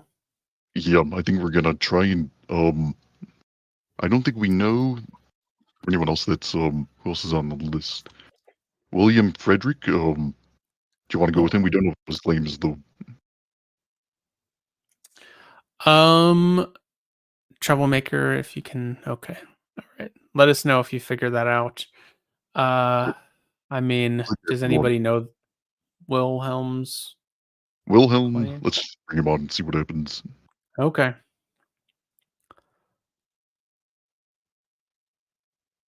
Hello. Hey, Wilhelm, how you doing? Good. So, like, why aren't you guys vegan yet? Well, we can talk about my position on veganism at a different point if you want, but do you want to make a claim that like we should be vegan? Is that Yeah, everyone should be vegan. Gotcha. Okay, everyone should be vegan. Yeah, that's a moral obligation. Gotcha. Okay. So the basic like sort of thing is that there's nothing true hold on of a really quick. animal. Okay, gotcha. Hold on really quick. How confident would you say that you are in this claim? What do you mean confidence? Like how true do you think? What are you talking about? Like how confident are you that the claim is true? Let's put it that way. Maybe that's a better way to put it. What claim? That veganism people should everyone should be vegan, yes. Yeah, it's 100% confidence. Okay, 100% confidence that everyone should be vegan. Okay, so that means that there's no new information that you could learn that would increase your confidence? No, there's no new information that would allow me to like say that the suffering of non-human animals is going to be okay. No, I'm sorry. There must be a misunderstanding in the question. What I'm asking is there's no new information that would increase your confidence that the claim is true. No, all you need to do is hear the claim once. Okay, I think we're still having a disconnect, but let's hedge forward. Okay, so how do you decide? Can you define should for me here, or like how do you decide that people should or shouldn't do something? I'm an act utilitarian, so it's going to be based upon the utilitarian principle. Okay. We should do that which aims to bring about pleasure, and we should not aim to do that which brings about suffering. Gotcha. So, okay, you said utilitarian, so that's clear enough. Act utilitarian, you said, right? Yeah. Okay. So what is your main reason for thinking this is true then? Everyone should be vegan. The main reason is just going to be the fact that there's nothing true of non-human animals that is also true of humans that would give us moral value for humans, besides maybe species. But that's going to be speciesism, and that's going to be no different than like the white supremacist in their claims. So yeah, I think Okay. that's just the reason. So the idea here that we should apply kind of the same principles we apply to each other to other animals, Yep. and that everyone shouldn't eat other people. Is that the idea? Yeah, everyone shouldn't be cannibals, and if we're not going to be cannibals, then we shouldn't be killing non-human animals for food, or just killing them in general because we don't want to kill other humans, Okay. unless it's in special cases like self-defense. Okay. So everyone. So is it maybe more accurate? A clear is it a clearer claim here for me to write down everyone should be vegan in like average circumstances? Average circumstances, I would say, even in like cases of like the poor guy in Nigeria who can't really afford the supplements, he should be able to, in the sense that like he should aim to be able to afford the supplements and go vegan fully. Okay, so maybe except for very special circumstances. I think you should, even in those special circumstances, you should aim to become vegan in those circumstances. So like in a situation, just to make sure I understand, like let's say that you're the only food that you actually do have available, even though this is going to be very rare to maybe even non-existent, is an animal. You would say that person shouldn't eat the animal, or that they should, but they should still try to be vegan after that. Are you saying like if a human is stranded in the desert and there's like Yeah, some yeah. I mean, that's a good example. I Yeah. think you shouldn't eat the animal, but there's going to be like a difference between what you should do and what's practical to do. Because I don't hold that you should do everything that's practical. So like it's going to be pragmatic to eat the animal if you want to survive. You shouldn't, but it would be practical for you to do that. Okay. So the reasoning fundamentally here is nothing true because there's no significant difference between non-human animals and human animals. Then everyone should be vegan. That's the reasoning, right? Yeah, there's nothing true of a non-human animal that wouldn't also be true of some humans. Okay. So that's basically the argument. So is it still the same reasoning here? If I were to say there's no significant or special difference between non-human animals and human animals, therefore we should treat humans the same as animals. Is this the same? We should give them the same moral framework, in sense of like we shouldn't kill them, we shouldn't rape them, we shouldn't sexually assault them. Basically, like sort of like infant laws, right? Where we can't do these things to infants, so we shouldn't be able to do them to infant-like creatures. Got you. But we wouldn't say that we would treat infants and adults the same, though, right? No, we're not Okay. going to be able to punish like lions for killing hyenas or something. So Oh yeah, that's a good point. Yeah. Okay. Gotcha. Okay. So yeah, accurate utilitarian. Okay. So nothing true. There's no difference. Okay. So sounds yeah. So the thing that I'm really trying to do here is think of examples in which there's nothing special or different about non-human animals and human animals, but that doesn't mean that we shouldn't necessarily treat them the same in some regard. So I guess maybe another question that is sort of insignificant but can give me some understanding is this: does this apply to all animals, or are there animals outside of this? oh, all animals. So this would include like the water bear. Yeah, stuff like that. You wouldn't. I mean, it depends on like the level of sensory experience as well. Okay. Since like sentience is going to be the thing that's valued, since like a non-sentient entity that's never experienced sentience won't be able to really experience pleasure and pain or suffering. So I don't know if water bears can do that, but if they can, then yeah, we wouldn't be able to hurt water bears. Okay. So there seems to me what I'm thinking of now though is it's like or let's say insects, another one. Would you also include that? Oh yeah, in some instances, some insects I would question whether or not they're even sentient, but um, the ones that are, yeah. Okay. So then it seems to me because there and maybe I'm wrong about this, but it seems like there are lots of animals that we're kind of killing all the time. Yeah, we shouldn't. Okay. So like we shouldn't build a house because we know that that is going to likely kill. Realistically, yeah, we shouldn't be doing a lot of the things we do that are detrimental to the environment. Building a house is like pretty detrimental. I think there's better ways to live. Um, but What yeah, a- again, like the practical versus moral solution True. distinction. True. Yeah, yeah, that's fair. So I'm going to ask this other one and I'm sure the answer is going to be same, but I just wanted to ask it just to make sure we're on the same page like treading ground, practically you have to do that, right? Even Uh, though Treading that ground. What do you mean by that? like walking around, Oh, stepping on insects and stuff. you could be killing lots of animals. Yeah, you should definitely be wary when you're walking. But again, it's not practical to just look at your feet. So yeah, Okay, gotcha. same answer. Gotcha. Gotcha. So these would kind of fall under the special circumstances type deal. Special circumstances where you shouldn't kill the animal, but it's practical that in some instances, yeah, you're gonna not be able to avoid it, like stepping on a insect or something. Okay, gotcha.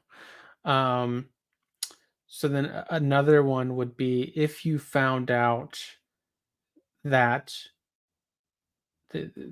okay, maybe let me put it this way.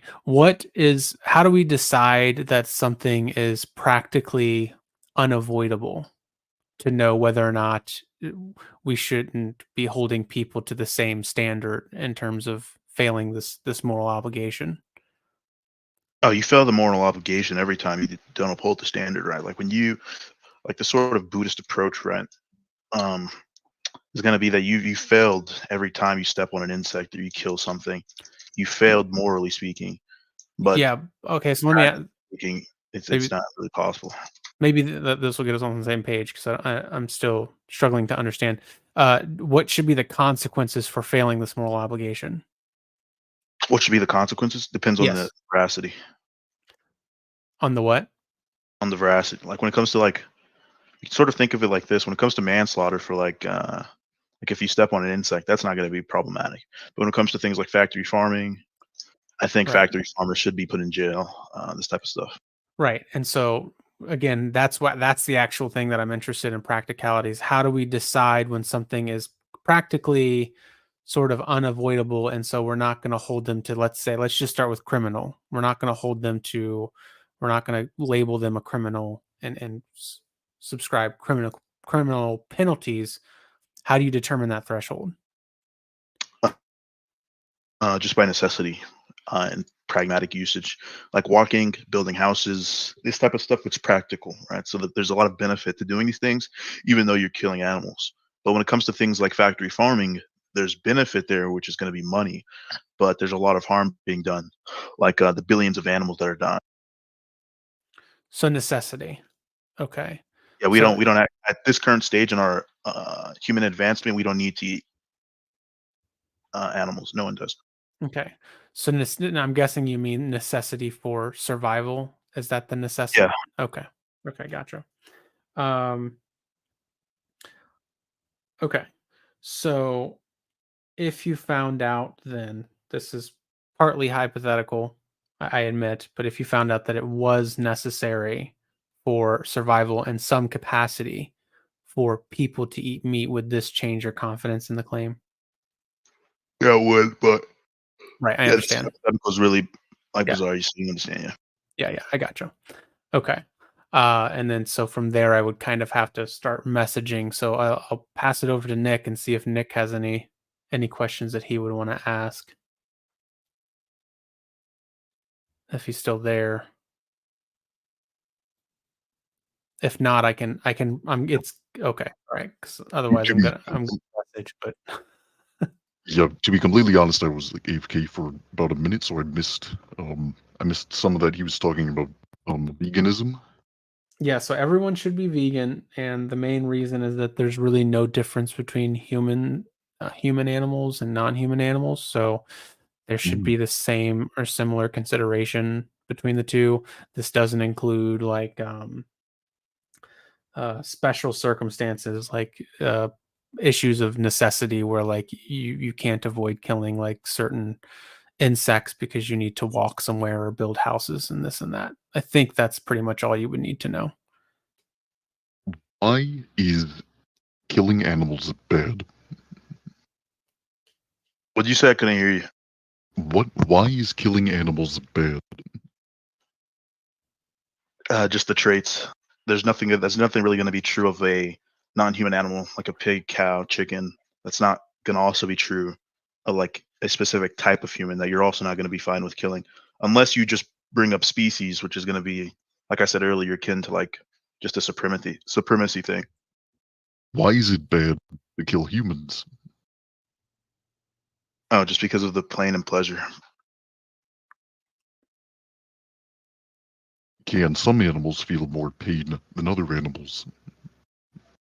Yeah, that's true sometimes, in some instances. Is consciousness a part of pain and pleasure? Does it have an effect on it? Yeah, I don't think non-conscious animals can feel pain or pleasure.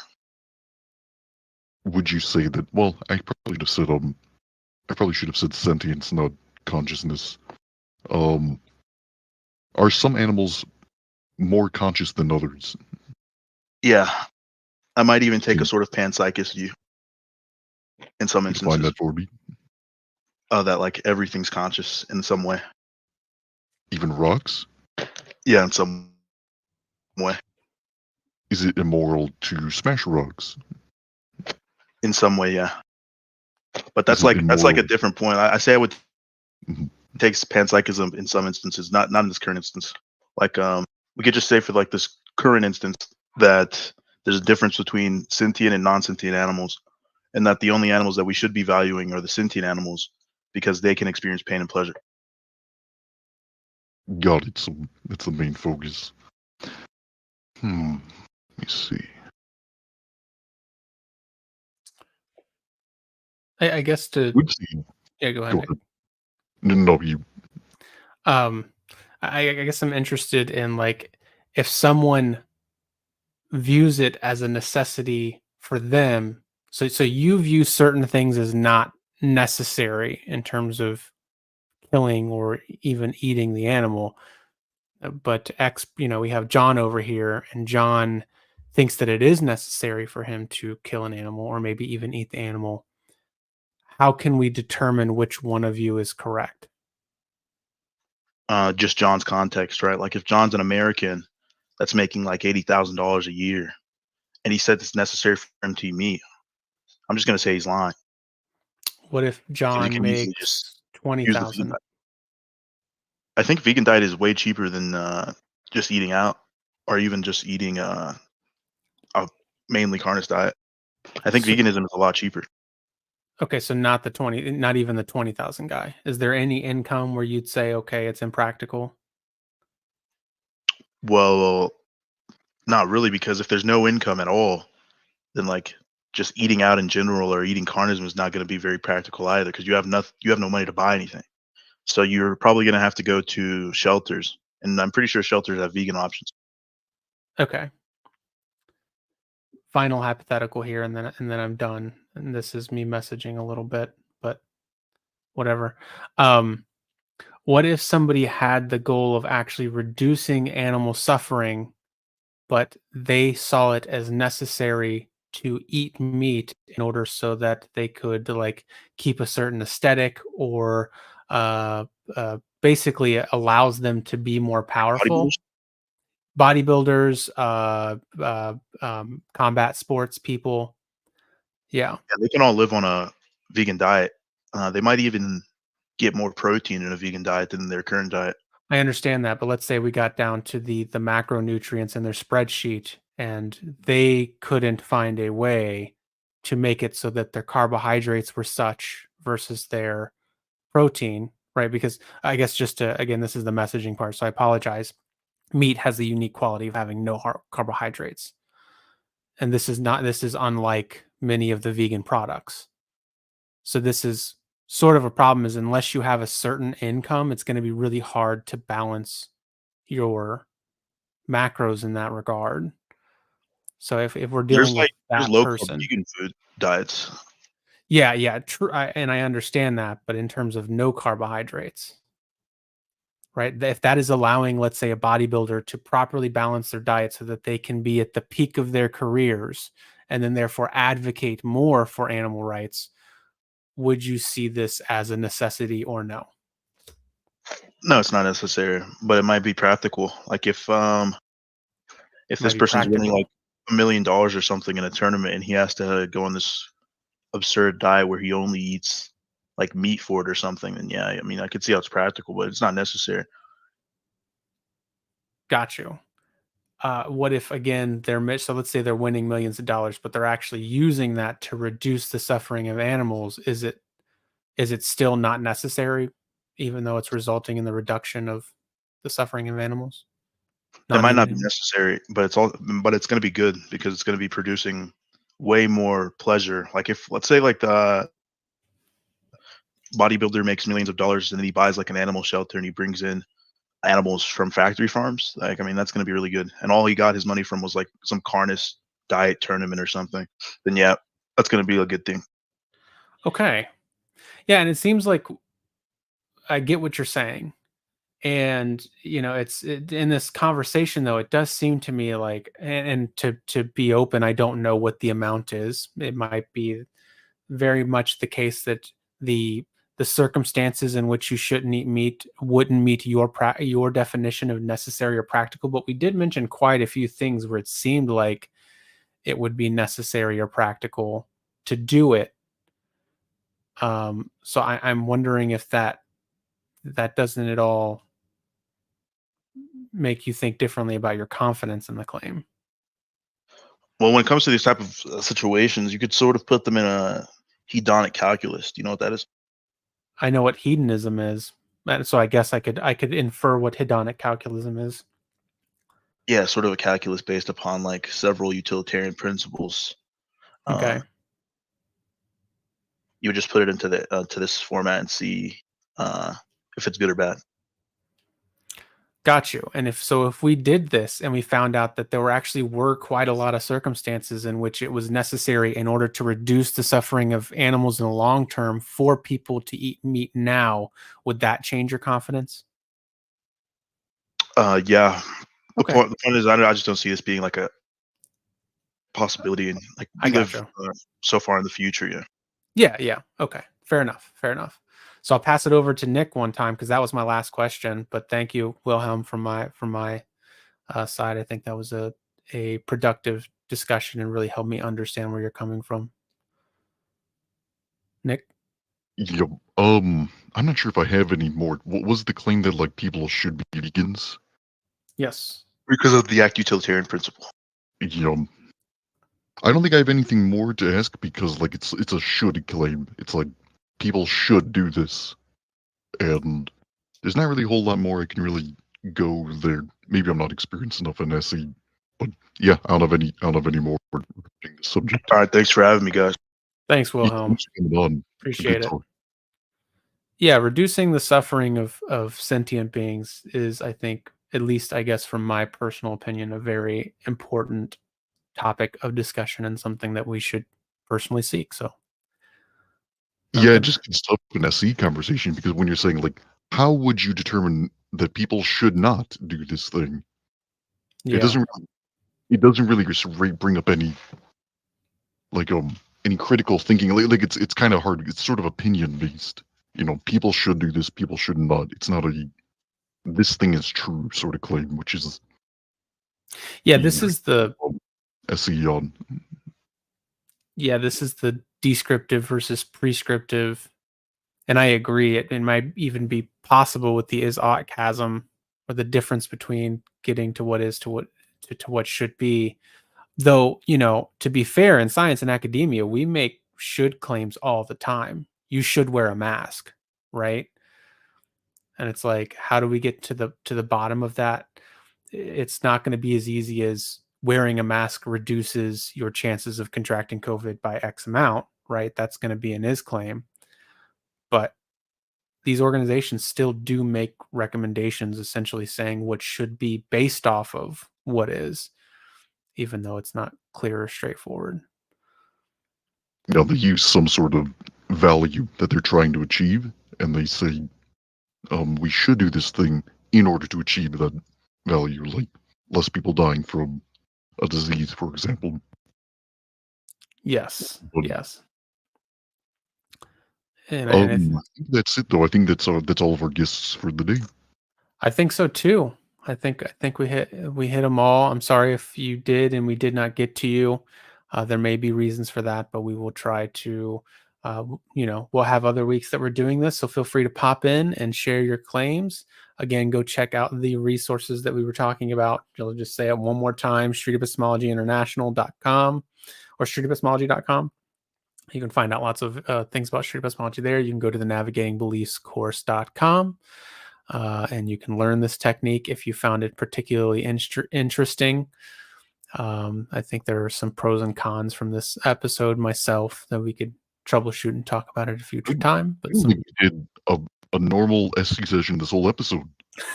well, I think you probably had the best question. I think with the first caller that we had, what was it? It was I can't even remember. It's the one that I said was good. So, yeah, but I thought that was a good example. There was like, there was like just things that kind of came up with all of them. Yeah, lots of philosophical ones. So. Yeah, a lot of philosophy, a lot of vegan stuff today. Yeah, that's always a hard. Join us. Yep, we're going to be in the. Well, go ahead. Oh, no, you got it, Slick. Go ahead and finish it out. Join us on the Street Epistemology Discord channel. I'm sure one of our mods might be able to post it in the chat. If not, message one of our mods, Sushi or Ryan8 Lion.